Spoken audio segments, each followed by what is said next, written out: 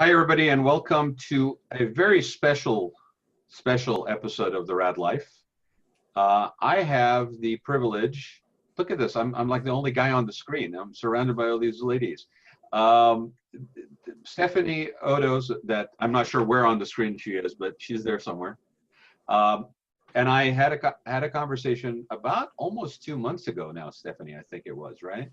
About this thing that she thought about doing, sewing masks for deserving nonprofits. And I don't even, do you even remember what was the first effort that you did, Stephanie? The first effort we did was a nursing home. We started with healthcare primarily, and we've kind of worked it's kind of just it's a priority list. So as we kind of check off one priority, we go to the next thing, and that's how we've kind of worked our list and filled our need in our community. So the point of this particular episode of the Red Life is to actually give an opportunity. Stephanie, when we started, please give a little background about the group and how it came together. It's kind of amazing. It's Facebook based. And you and I had a conversation about whether to formalize it or not formalize it. It's such a grassroots effort that it's a wonderful example of what people can do when they really get together and work towards a common goal. And especially in as divisive as things are these days, we need more examples like this. So thank you everybody for taking time to be with us today. And why don't you give people a little background about the group, Stephanie, please? Sure. Well, thanks for having us on, Rod. And I just want to appreciate you for coming up with this idea of having our sewers on. And those are the people you see on the screen right now. These are people that sew the masks, and they all have a great story. They're all really integral parts, important parts of Healthcare Mask Collaborative. And they all have a different story that we're going to talk about today. But since I talked to you last, we've grown. So we have over 220 registered sewers on our Facebook site. I think when I talked to you last, I was guessing, I was so busy, I hadn't had the opportunity to capture that data, and I was guessing at like 40 or 50, but you did. Now, I think you told me, yeah, maybe 50, and so tell me again, how many people right now? So we register our sewers, and we have over 220 registered sewers right now. That's pretty amazing.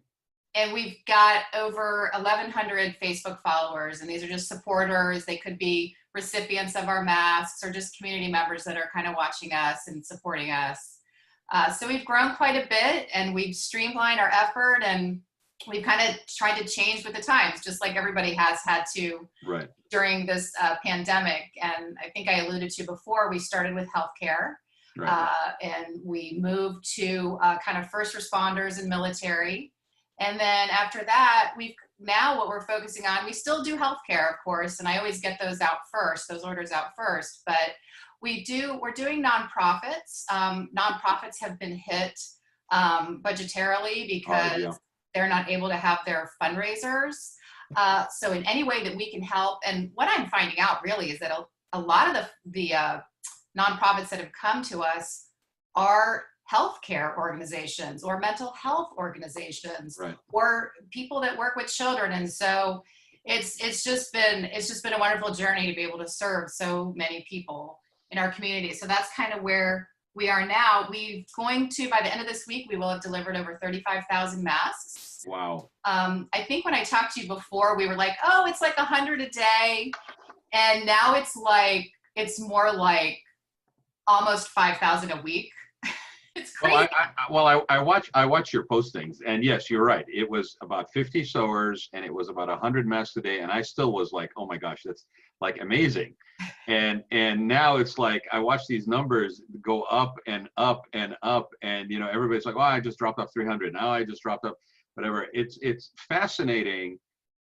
So it's got to be like, just from your perspective, just a logistical exercise that's massive, right? I mean, you've got all these people, the most streamlined operation still requires sort of management. How many hours are you dedicating to this?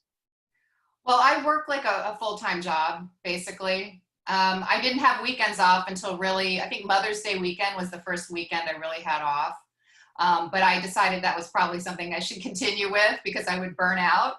But I have, in addition to all the sewers that I have supporting the organization, I have almost 10 women of admins and advisors. Wow. That we meet with, we talk with on the phone, we do our Zoom meetings, and everybody has input and a say in kind of what's going on, and we just kind of figure it out together.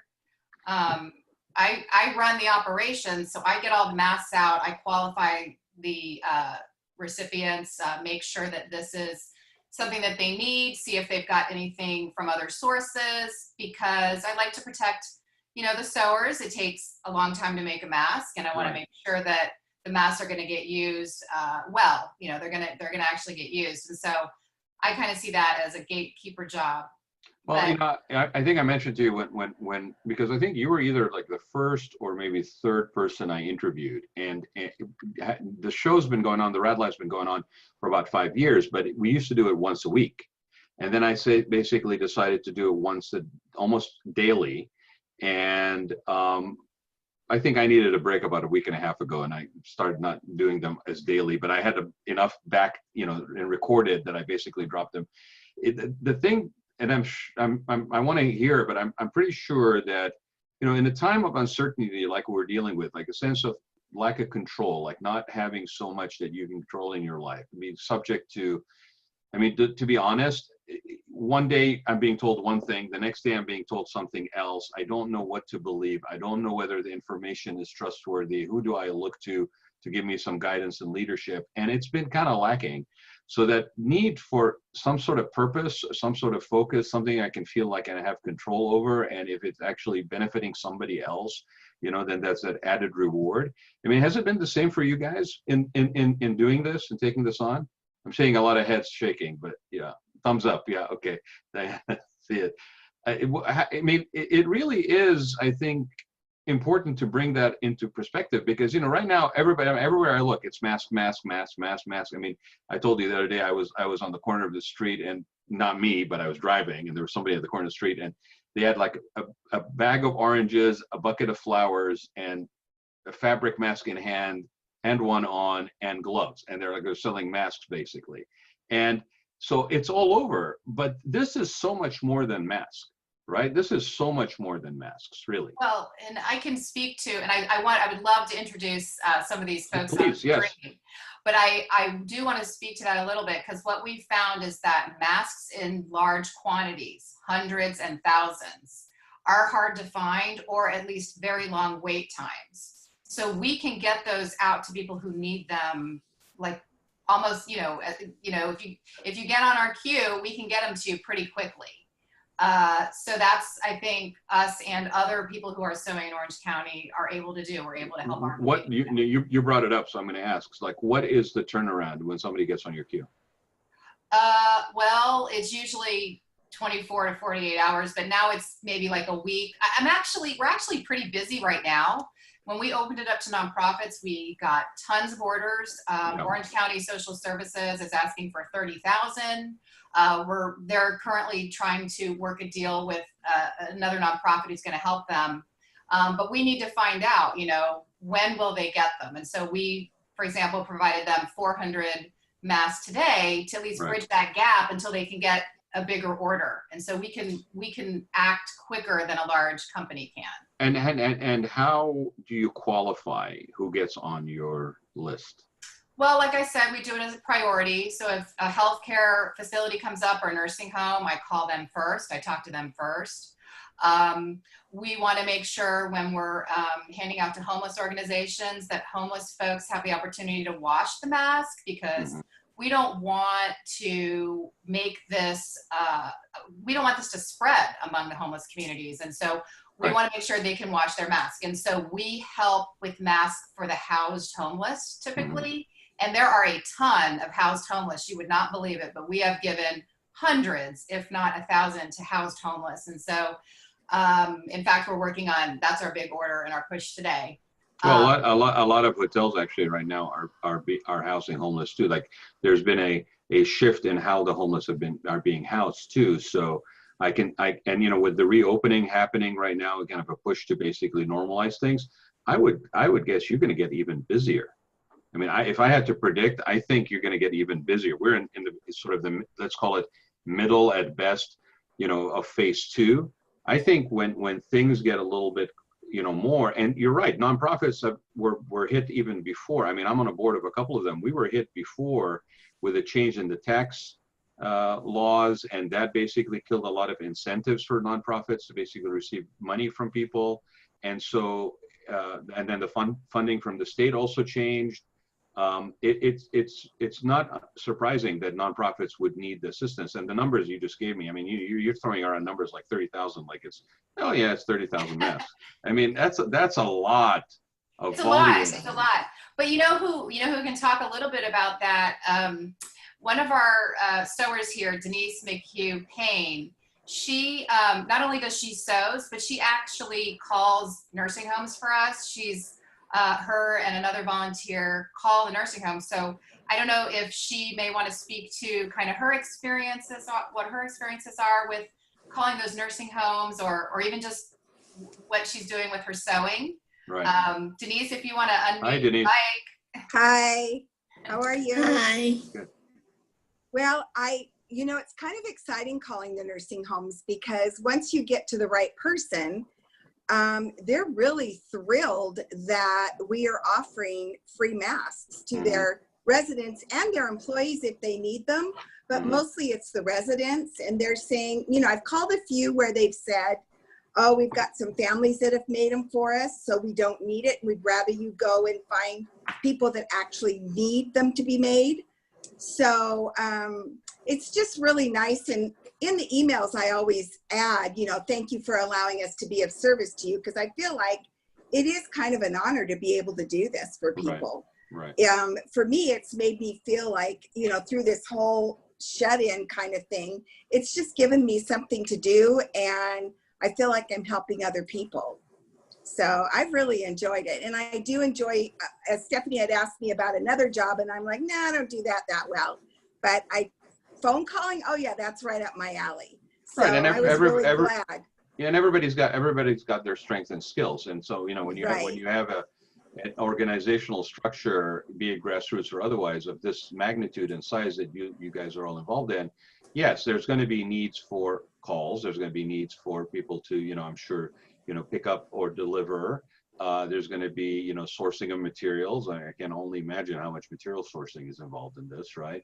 And oh yeah, getting the stuff to where it needs to go and in a timely manner so that you can fulfill those orders. Yeah, I mean, anybody who's done even a minuscule amount of this knows what's involved, let alone at the scale that you guys are operating.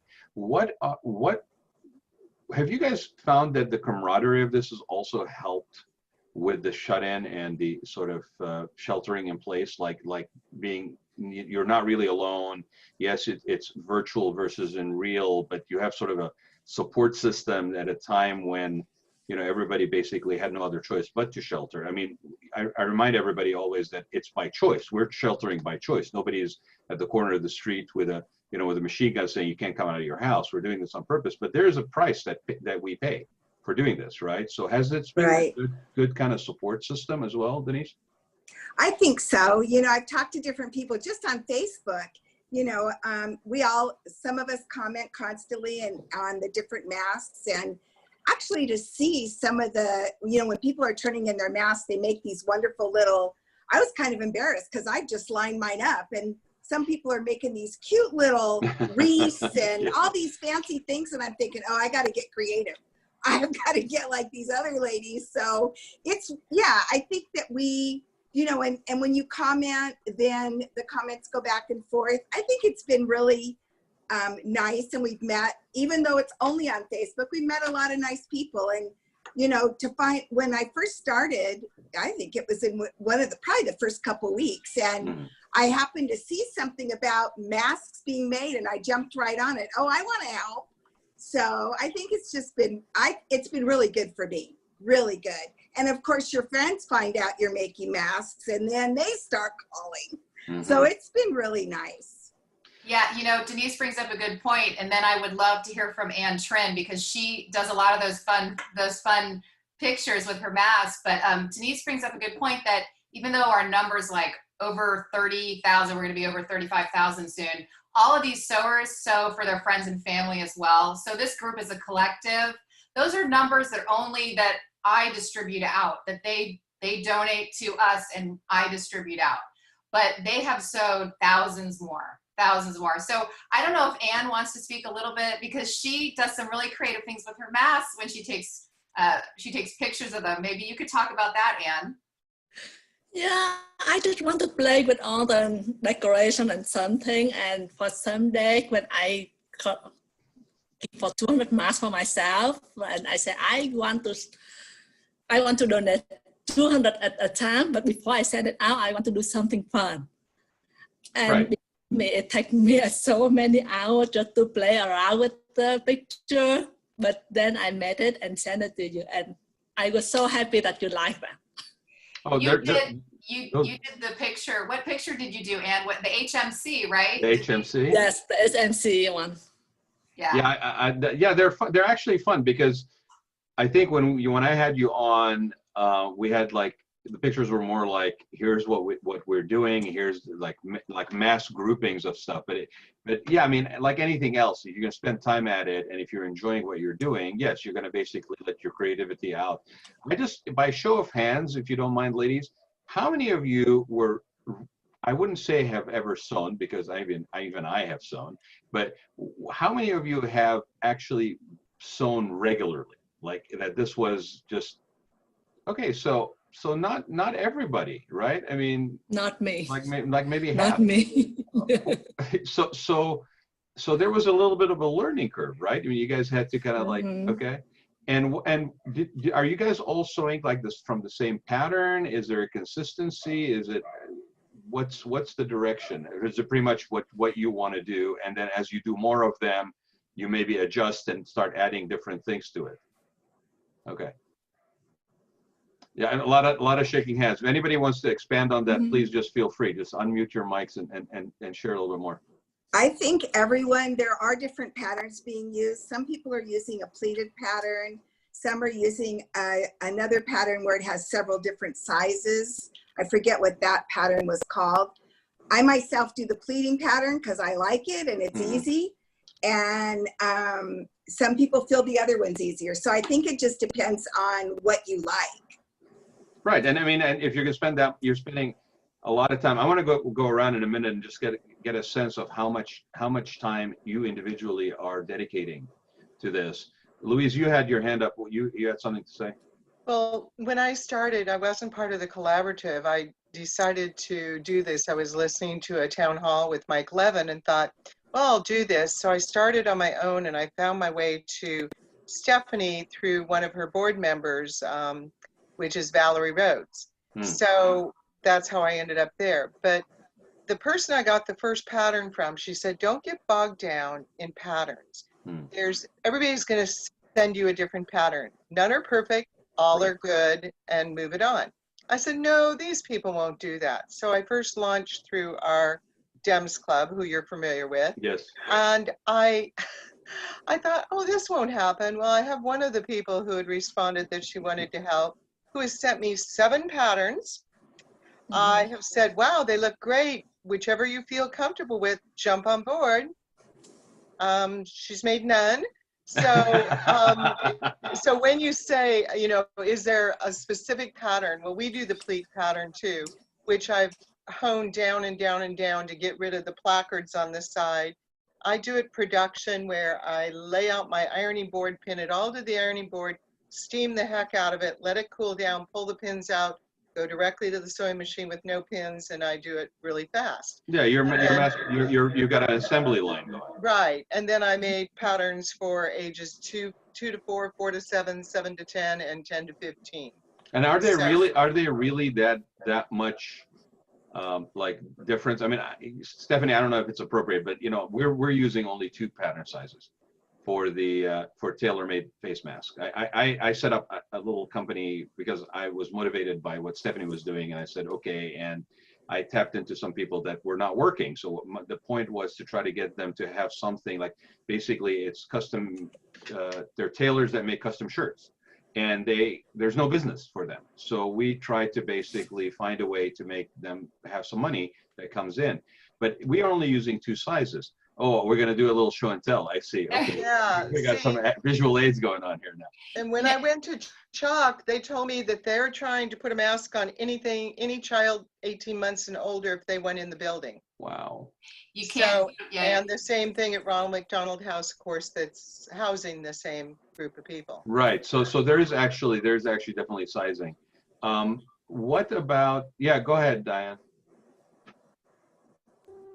Yeah, I have found that one of the reasons I will use different patterns is because, frankly, it keeps it interesting. Right. And I will, like, if I know I'm doing for healthcare, I will do the Olsen with a filter.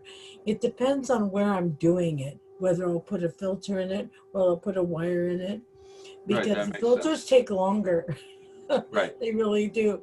And so I do it just for variety so I can keep on doing it. I've tried assembly line. I've tried one at a time. I do varieties of activities to keep myself going. How much time do you spend? I mean, I really want to, How much time? Yeah, how much time do you spend a week Oh on my this? goodness. I would say on the average, on and off 8 hours a day at least. Wow. But not every day. There will be some days I don't do it, but Right. and when I'm doing it for 8 hours a day, accompanied by binging TV. Well, I would think those two go hand in hand, right? I Yeah, mean, it really does. And so, yeah, I do it that way. So by nod of heads, is that pretty average for all you guys? Like, I mean, you spending like 7 to 10 hours a day, or like when you are sewing, or is it less? Pat, you're. No, for me, because I have to work full time, still working full time right now. Wow. Okay. I sew in the evening when I'm done with everything at home. For the weekend, I can spend more time. So I don't know. Whenever I find free time, I do it. Anybody else? I see some. Same with us. I work with my mom and my aunt, so some of it has to do with cutting and getting prepared for it. So we've kind of divided the work as far as like I do most of the cutting and having things ready, or go back and like sew. And we're actually also sewing scrub hats for the healthcare providers. So we kind of alternate between scrub hats and that mask. But I would say in average is probably about 2 to 3 hours a day. As Anne mentioned, on the weekends is more, or my mom will pick a couple of days in the month. With people who have a little bit of disabilities, they have to make sure that they're being safe with their body too. So they're not my mom has severe rheumatoid arthritis, but this is really important to her. And so as soon as she says, oh, my shoulder or something, I'm like, stop. She's like, no, maybe just 2 more and then I'll stop, so it's a little bit of a self-care required as well. No, I think it's great when you're giving to yourself, but in the course of doing that, you're also giving to others, or vice versa, giving to others, but you're also, you're giving to yourself. Stephanie, I want to clarify, because we're talking about, healthcare organization, we're talking about hospitals, we're talking about, and it's too small what's behind me for people to see with this many people on the screen, but maybe you can go through some of the lists of the people that have been recipients.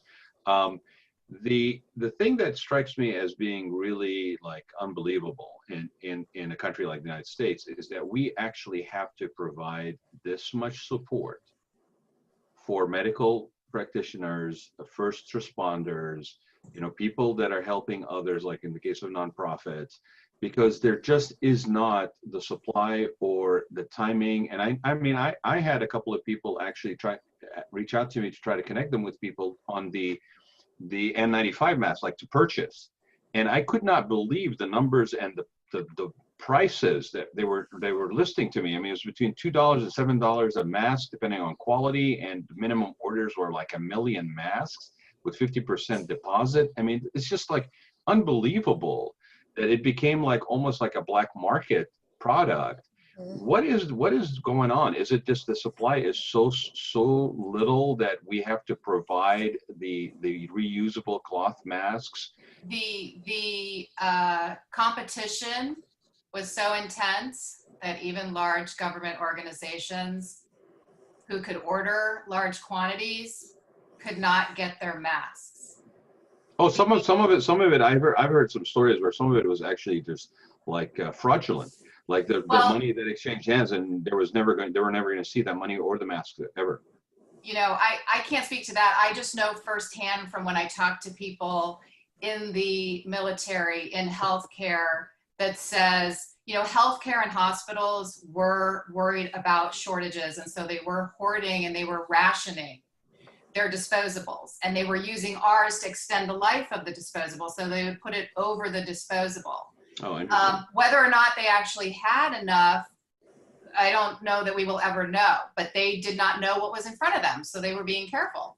And then military, we provided, actually Row Furniture in North Carolina provided over 1,000 masks to March Air Force Base. They couldn't get masks, and I can't remember when it was weeks ago, when the military mandated that on all bases you must wear a mask. So they mandated that, but unfortunately they weren't able to supply their, the military members with masks. I mean, it goes on. There just wasn't, the supply chain just wasn't loose enough or available enough for people. And the cool thing about these sewing groups is that we were able to produce it quick and fast and get it out in the community. And I just want to point to that because we've partnered with other large sewing groups. Like Louise represents the sewers of South Orange County. And so she has her own sewing group that existed before COVID, and other like quilting groups have given, when we've done big drives towards certain things that people really care about. We just gave like over 1,300 masks to the Navajo Nation. You've heard the Navajo Nation's been starved for masks. So those sewing groups like Louise's, RSM mask makers from the front lines, they will literally just dump hundreds of masks at our porches. So people, the way that our communities come together, it's been amazing. And I want to highlight Jean Mansfield because she is here today and she sews an incredible amount. She's able to she has a system down where she produces so many masks. And actually, Jean made this mask for me. She doesn't just make a mask, but she even does some nice designs on them. So I got that from the Theodore Roosevelt thing. So I appreciate that from Jean. But Jean just did a really cool special project. We were approached by the Boys and Girls Club. And maybe she wants to talk about this. Yeah, Jean, let's hear from you. Jean, you want to talk about that project? Well, Stephanie had contacted me and just asked me if I would be willing to make some masks for the Boys and Girls Club to sell, for them to make a little extra or make, some money to do for their projects, since raising money is very difficult for all the nonprofits. Well, my heart is with a nonprofit, a different nonprofit, but nonetheless, I said, sure, I have no problem with it. So it's been fun to make them for just the kids, which is also where my heart is. And a little bit of love goes into each one, and I try and make some, at least some of them special. It gives me a little extra oomph to keep going and getting my mind thinking about, oh, I could do this on these, or just to make them a little more special. So it was quite an honor for me to do that for them. And it gives me purpose every day when I get up. It's like, oh, I have this many masks to make today. And a couple of days I didn't have masks on order. And I really started to get depressed because I had nothing to do. So Stephanie, keep them coming. Jean will, Facebook Messenger me and say, "What's my next assignment? What's my next assignment?" So you're slacking, Stephanie. You need exactly. I have to stay on it. And she's not the only one, but she's very special because she can make a lot of masks really fast, and she's always ready and willing. And this program for the Boys and Girls Club of Capo Valley was for a teen program for these teenagers to be able to go on a trip that they, you know, a leadership trip. And actually, one of the members of that group became the Teen of the Year through Boys and Girls Club for the state of California. And that happened while Jean was sewing the mask. So it's, you know, we like to think, you know, the admins and I know we talk about the magic of our group.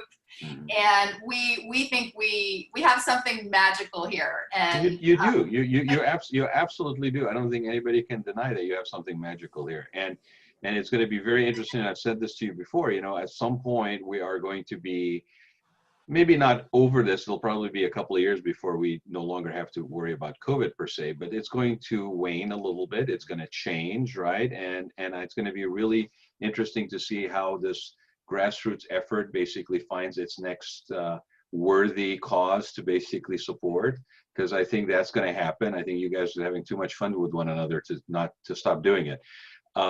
You know, and I do like that individuality, Jean, like you were saying, you know, like, oh, I'm going to put a little bit of different in this, a little bit different in that, you know, and, you know, I'm smiling because when you're talking about, you know, military bases requiring masks and you guys are providing masks, I'm sure they're not all camo and green. So I wonder, you know, that's like, it's really, I wonder if we can get a picture where everybody is in their fatigues, but then the only thing that's off regulation is actually their face mask, right?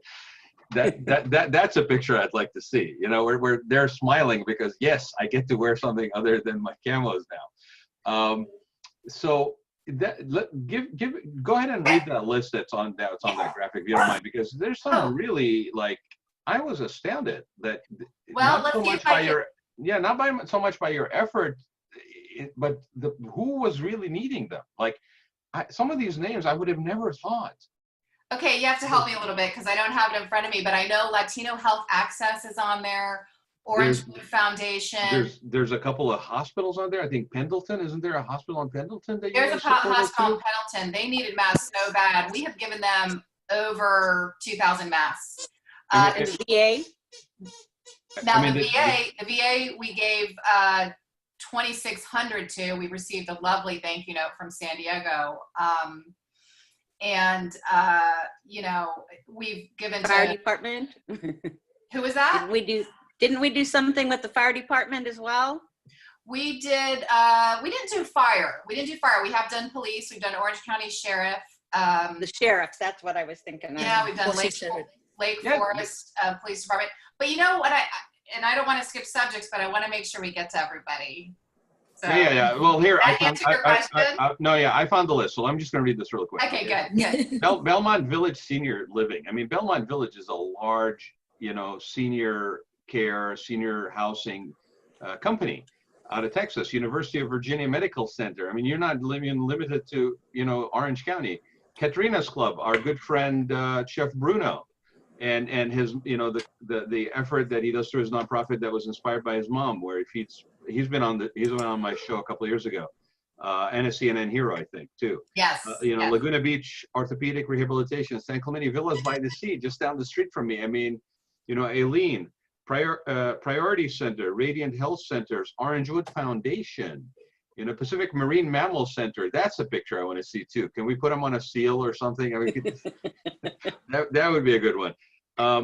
You know, Korean American Special Education Center, again, you know, further up the street here, CASA Youth Shelter. These are organizations that we shouldn't necessarily need to support. Like, you know, unfortunately, that's the reality of the world that we live in. We actually do. So thanks again for somebody, you know, like you guys that would step up to the plate and, you know, rise to the occasion, because that's really what this is. I mean, and you did it so fast. I mean, what were we like? Week 2 in this thing when you guys basically started? We were, I think, week 1, March 20th. Oh, I'm sorry, I got it wrong. Week 1, after 7 or 10, yeah, it was March 20th. But you know what, I want to highlight 3 people right now, and the way that we work and the way we're able to streamline so well is that we have at least 3 of our 4 porches or distribution centers here on our call today. And that is Pat Gordon. She's in Costa Mesa.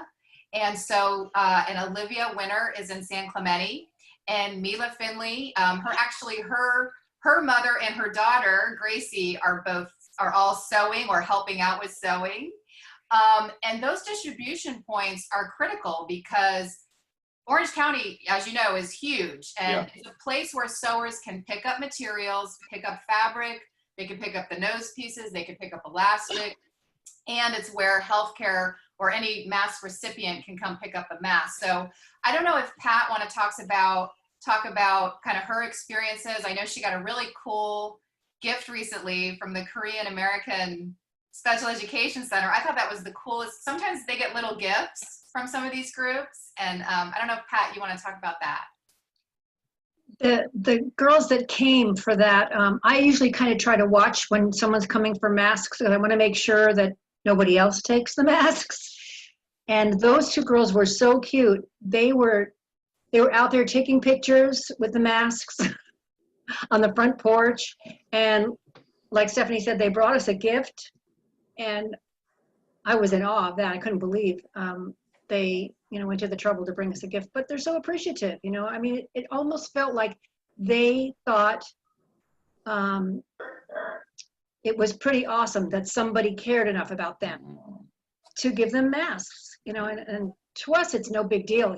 We're keeping busy, we're keeping out of trouble, we're keeping those sewing machines going sometimes, watching TV while we're doing it, but nevertheless, we still we're able to push masks through and provide them out there. And it doesn't seem like a big deal from us, but it seems to seem like a big deal to the people that are receiving them. And that's pretty cool. It's never the price of the gift, right? It's where the heart that it comes from, and it's genuinely caring for somebody enough to put your time into something for them. And it's like the old adage, like I could send an email to people and it's not the same as a handwritten note.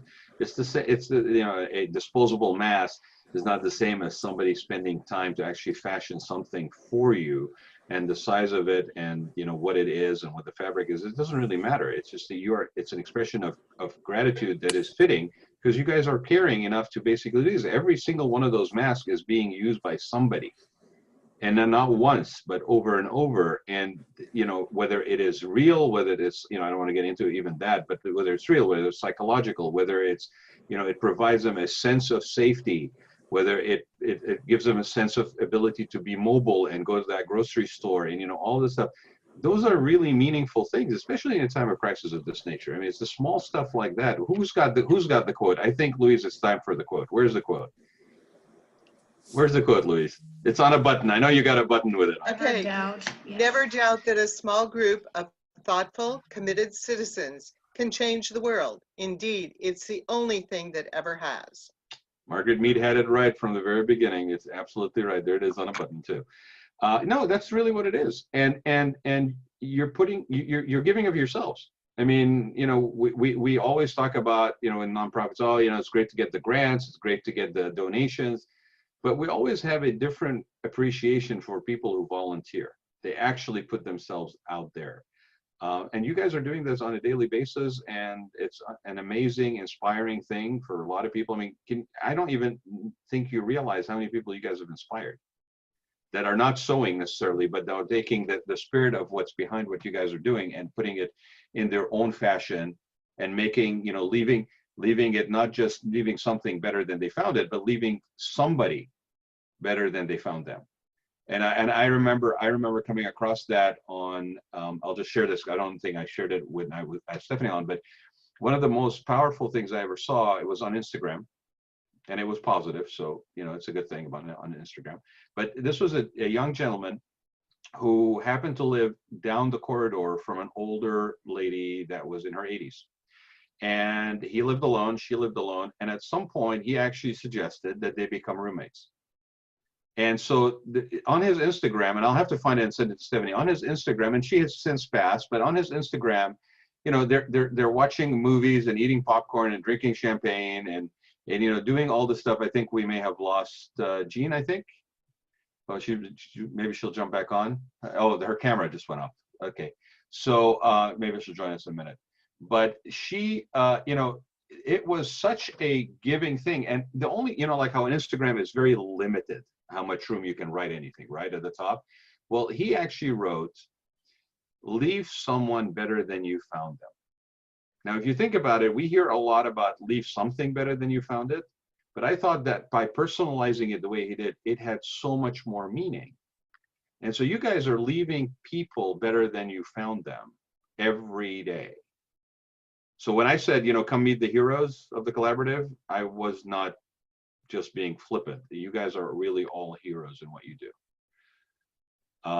So what is next, Stephanie? What is next, ladies? Well, how about we talk to some of these mother-daughter duos that we have? Yes, I would love that. They're sitting very quietly, This has been a really bonding experience. They're gonna hopefully tell you a little bit about that. We had one mother-daughter duo that was more like the daughter was more my age or younger, and of course we've got Sudi and her mom too. And the older generation, the elderly mother, grandmother, mother, so it's multi-generational, and it's really, I think, bringing people together. So I don't know if the Finleys or the Chettys or who wants to take this? I'd love to hear about that dynamic. Yeah, we're a multi-generational home with helping. My mom does all of our fabric cutting for us. We have an assembly line going. She mostly does the sewing. I will sew here and there, but I mostly flip the masks right side out. Yeah. Or she'll do the sewing to get the elastic in, and then I'll be the one to get the pleats in. And so we work together doing it. And we volunteer a lot before this all happened, and so we watched a lot of things get canceled. And things we had planned on doing, and to help other people get canceled more and more. And so this was a chance to keep doing what we usually do, just in a different way. Yeah. So it has become a daily occurrence to hear this one yelling, "Gosh darn it, it happened again," as if her bobbin ran out mid-sewing. Yeah, which is silly because I can see my bobbin. I have a clear thing for it, and it's a daily occurrence now. I don't pay attention to it, but it's been really great. And we weren't huge sewers. We both have a sewing machine, but I more sewed to make Halloween costumes for her, and I would sew to make like cat toys. Yeah, and so it wasn't something we did a lot of, but then we had we got started. I'm not even sure how we ended up in the group, but we love it. We started out of the group we had got a request from my mom's phlebotomist at Kaiser Mission Viejo Urgent Care. The lab needed them, and she was just requesting like, hey, could I have like 2? And we sent 50. And then they go, do you happen to have more? And we did another 50, and they sent us cookies. And I think that hit us. It hit that we're helping more than we had realized, because I was just like, yeah, whatever, sure, we'll make a mask. And so that's kind of stuck with us. So every mask we send out, we think back to like that initial, like how we helped others. And I know so many people in our group, we have some that, since I'm a drop-off point, I'll get bags outside that have like 100 or 150 masks. And then I get other ones that someone will message me and say, I just dropped off 8 masks. I'm sorry, I sew really slow. And I'm like, no, like I'll bag up stuff to fill orders. And I've had it where every single mask that has been dropped off, I've needed to put into the bag. So know that those 8 help. So it doesn't matter if you're sewing 2 a day or 100 a day. Like it's so great to see, how much every single mask helps and everyone makes a difference. So let me ask you this, because you said that you shared that you guys have done stuff before together, like it's like volunteering or taking on things together as part of your family dynamic. How do you equate this? Does this have a different layer to it? Has this been a different experience? I mean, because maybe it's in your home versus elsewhere. How would you, you guys are building, all of you, you're building memories with one another. You're building memories within your households. I mean, this is not just sewing. These are memories that you guys will have multi-generationally for as long as you're around. Can you share that? Is this different? Is it the same? I know personally, I think everyone's gonna feel like it's different because it is at home. We have to, the masks are needed, and it's something that no one, at least I don't think anyone here has really had to experience before. So of course it's gonna feel different, but I think it'll just bring us all closer together as a community, as a family, as individual people. And then I guess that's what I was fishing for, is that there's also a benefit here because it actually is enriching relationships at the same time, and it's working towards a common goal. And I mean, I think it's one thing when you basically get dressed, get in a car, and go somewhere else to basically either man a feeding line at at Thanksgiving or whatever. But when you actually bring it into your own home, I think it gets a different level of personal commitment. And so I appreciate that very much. Okay, I want to hear from the other mom and daughter. Come on. I would add to that, how the experience is different is that it's sustained giving. My daughter Isabel and I have done a lot of volunteer work. We do it as a family with our church, but a lifetime of Girl Scouts. And also another nonprofit that's close to our hearts too, that focuses on teen wellness.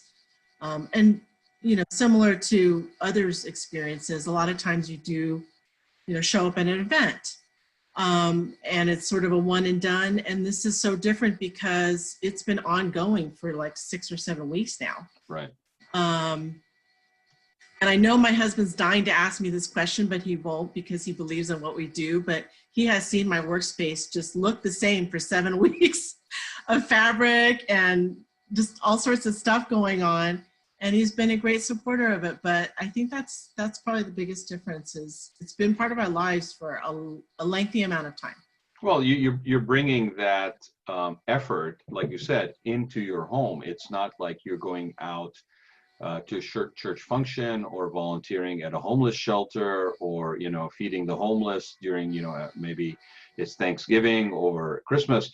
This is literally into your own home, and it affects every from the minute you wake up to the minute you go to sleep. This is occupying enough hours that everybody around you, they're either part of it, and if they're not part of it, they're impacted by it. So yeah, I think it's phenomenal, because you can't do this without the support system within your own household either. And so, hey, you know what? I always thought that a clean desk is a sign of a sick mind. So a messy desk must be the opposite, right? So if you have fabrics all over the place, it's totally fine with me.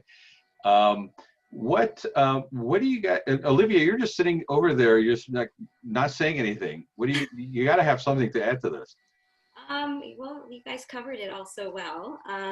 But I would say, I'd like to reiterate that the volunteers is the magic of this organization. We have some unbelievable super sewers right in front of you. But there are, like Mila said, is you get those ones that, like, somebody comes in and drops off literally 5 and says, oh, I'm so sorry, my hands hurt this week. And it's like, oh my gosh, thank you so much. Those 5, each one of those are going to 5 people that are going to be so grateful that you took the time to make that for them. So, and then not only that, we have 220 sewers, but we have over 1,000 members.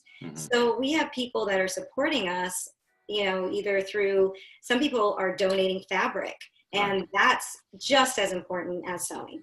We have people that are cutting fabric for sewers, because I have a woman who drops masks off at my place, and she has arthritis. So she has somebody cut her fabric for her who's not a sewer and drops it off. And so they together kind of make a mask. So it's just really cool. I just wanted to reiterate that it takes all different kinds of volunteers to make something like this go and be as successful as it's been.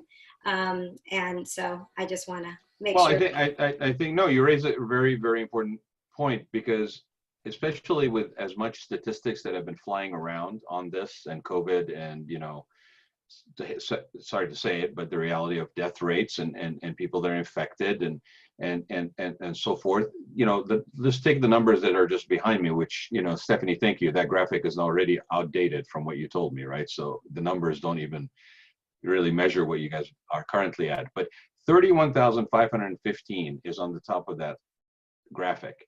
Those are not 31,515 numbers. That's 31,515 people.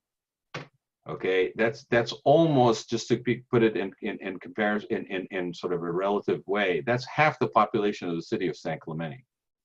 Okay, I mean, this is not, these are human beings that are benefiting, and it's reusable, so they're benefiting over and over and over. You know, I mean, I personally have a problem with the disposable masks, because you know, what's going to happen after this is all over? Those are going to end up in the landfill. That's really not a very environmentally, you know, smart way to go about things. I would hope that, I understand there's sort of a qualification to those masks, but I mean, you guys are, I bet you that down the road, these masks will be handed over from generation to generation.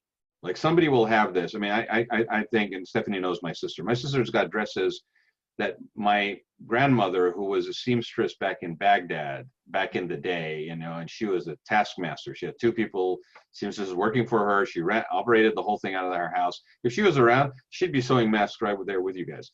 And my sister has dresses that she had made for my mom that now my sister has. So this is, you know, if I'm impressionable enough and a parent of mine is wearing a mask, well, you know, during this whole thing, and, you know, nobody is not going to be touched by this unless you're too young to remember.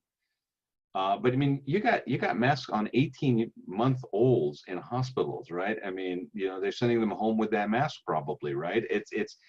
This is a really a paradigm shift in how we live our lives, and it's also a pretty, like, we're going to remember. You're going to talk to people 10 years from now, and you go, you know, what was it like for you when COVID happens? And everybody's going to have a story. Everybody's going to have a story.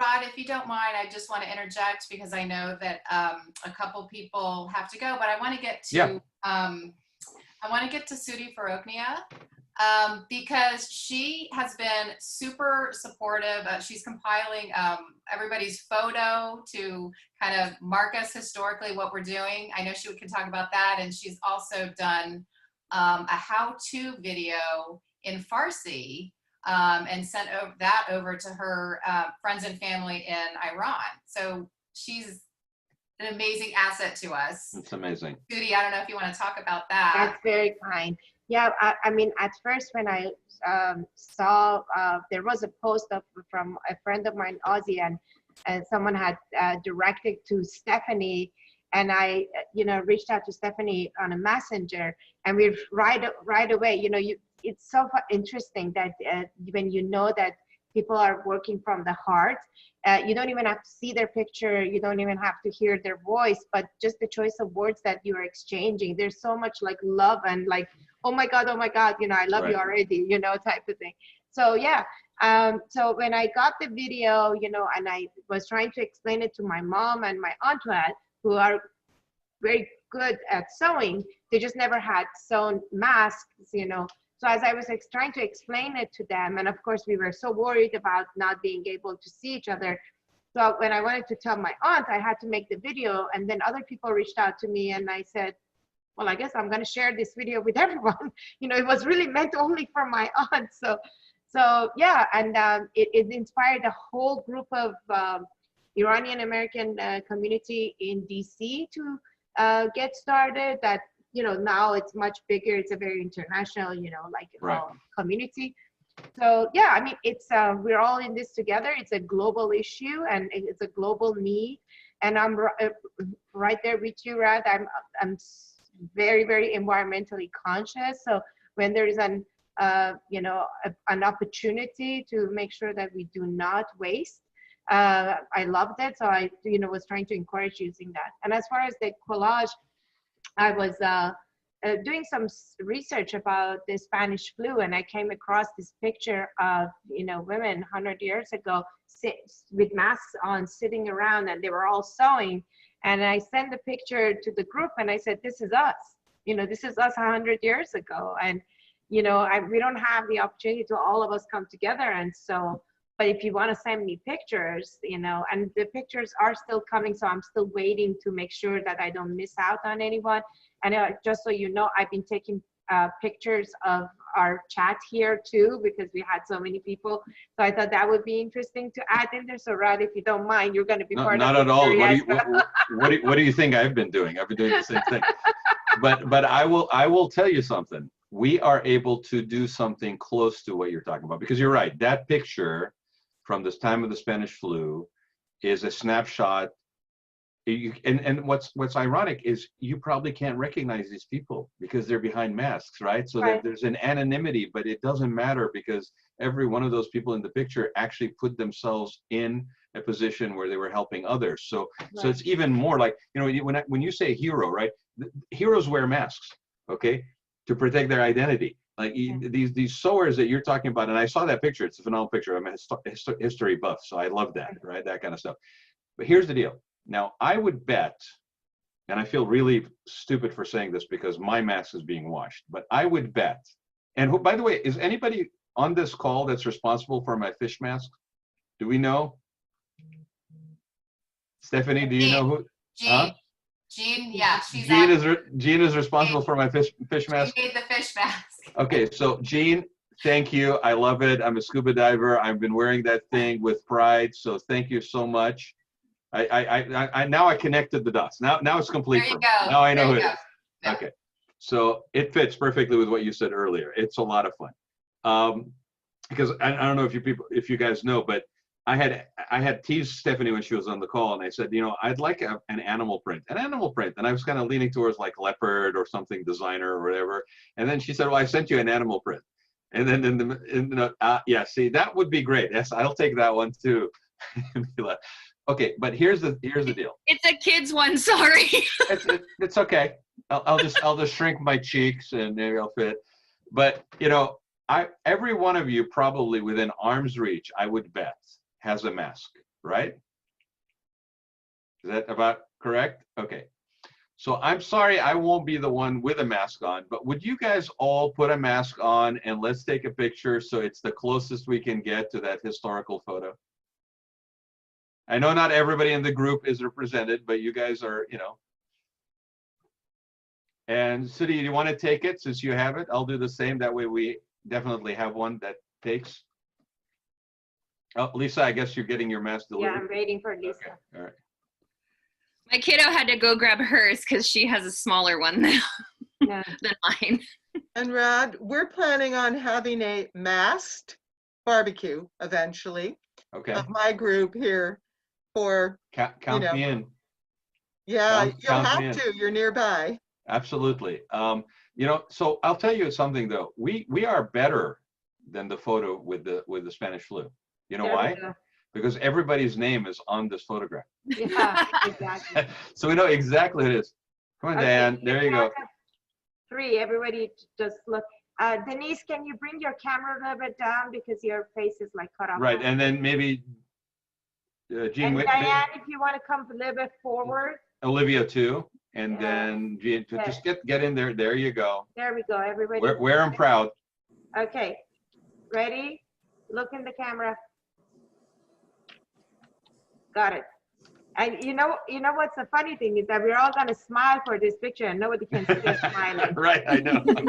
You know what? You can. You look at the eyes always give it away. But you're right. All I had were kids' masks because that's what I'm sewing on right now, and it was a little small. So there you go. It's not a black and white. It's the closest we can do. But there you go. There's your equivalent of your Spanish flu. Yes. So with that, ladies, I know you've been very generous with your time. Thank you so much. I won't keep you from what you have going on, your families and your sewing. So I appreciate you taking the time to be with me. Stephanie, thanks for organizing this and the group. And it really is a pleasure to meet you all. So please keep doing what you're doing. You are making a huge difference and you are heroes to many, including myself. Thank you. Thank you for Thank having you. us. Thank you very Oh, much. Thank you. My Thank pleasure, you. absolutely. Bye. Take care. Bye. Bye-bye, everybody. Bye, everybody. Love you guys. Bye, everyone. Bye. Thank you, Rad. Thanks, welcome. Rod. Thank you. Thank Bye-bye. you, Stephanie, for putting this together with him too. Thank you, It was a Louise. lot. Thank Louise. Thanks, Bye-bye, everybody. guys. Nice to meet you guys. all. Bye, everyone. Bye. Nice to see all of you. Yes. Likewise. Yes, bye.